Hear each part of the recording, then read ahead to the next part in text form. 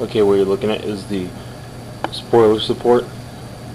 I'm going to be taking this metal template into the same people who did the front end of my car.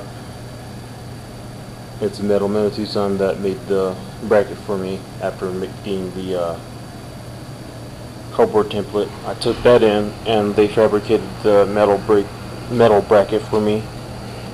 I have the spoiler support temporarily mounted with my modeling clay, and as you can see, there's plenty of space between the spoiler support and the rear bumper,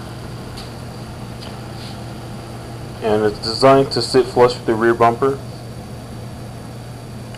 I use my level to make it so it sits straight 90 degrees up and down with the rear bumper.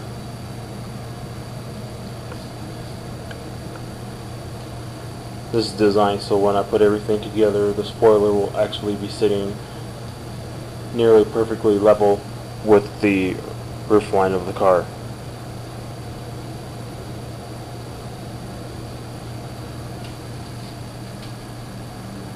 I have the cardboard in here. The cardboard is generally the same thickness as the rubber washers that I have, which I'm going to be using to temporarily hold this above the trunk here, so when I'm going ahead and doing the drilling, it has the right spacing, so when I go ahead and do the drilling on the brace, then I can go ahead and mark these and it will be sitting exactly where it needs to be drilled, and then once the fasteners are actually in place, it'll sit perfectly exactly where it needs to be. The reason for having the spacer is to keep it from rubbing on the paint and to keep it from having any kind of water being trapped between the aluminum and the paint, because I plan to have this car repainted sometime, and I don't want the new paint job to be damaged by having water sitting between the aluminum and the new paint, because that'll damage the new paint and it'll damage the aluminum by oxidizing the aluminum. And yes, that can be prevented by putting polish, but the whole thing is, why be polishing on something when you can prevent it altogether just by putting the proper spacing?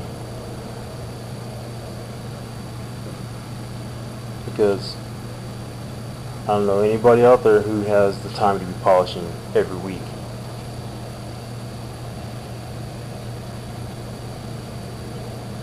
Anyhow, that is it. That's the metal template, designed as close to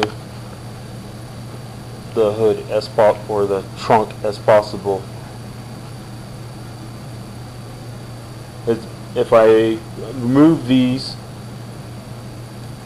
this thing basically sits very close, and basically you can't really put a piece of paper between, and it's always done by hand and very little machinery. So once I get this actually fabricated with the CNC machine that I have the front end designed from, it'll be perfect. Well, dang near perfect anyway. So that is it.